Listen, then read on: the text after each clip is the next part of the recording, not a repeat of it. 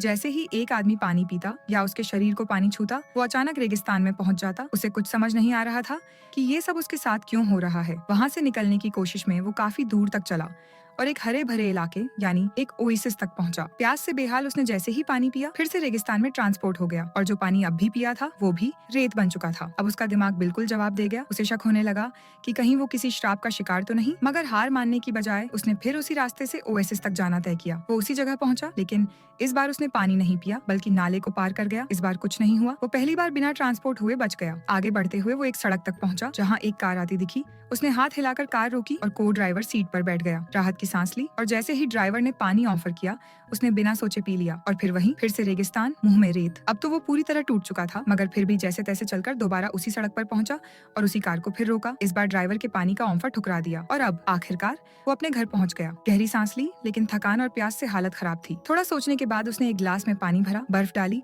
और धीरे से उंगली डुबोकर बस एक बूंद छकी। जब कुछ नहीं हुआ तो उसने पूरा पानी पी लिया। फिर खुशी खुशी पुल की ओर गया और कूद पड़ा, पर अगले ही पल फिर वही रेगिस्तान, चारों तरफ रेत। इस बार उसकी आंखों से आंसू निकल आए। दीवार से टिक कर बैठ गया, खुद को एक बेसहारा इंसान की तरह महसूस करते हुए। तभी उसे याद आया कि एक बार किसी ने उससे पानी मांगा था और उसने उसे गुस्से में भगा दिया था। शायद उसी वजह से ये सब हो रहा था। अब उसने खुद एक राहगीर से पानी मांगा, जिसने उसे डांट कर भगा दिया और उसी पल वो महिला गायब हो गई। रेगिस्तान में ट्रांसपोर्ट हो गई।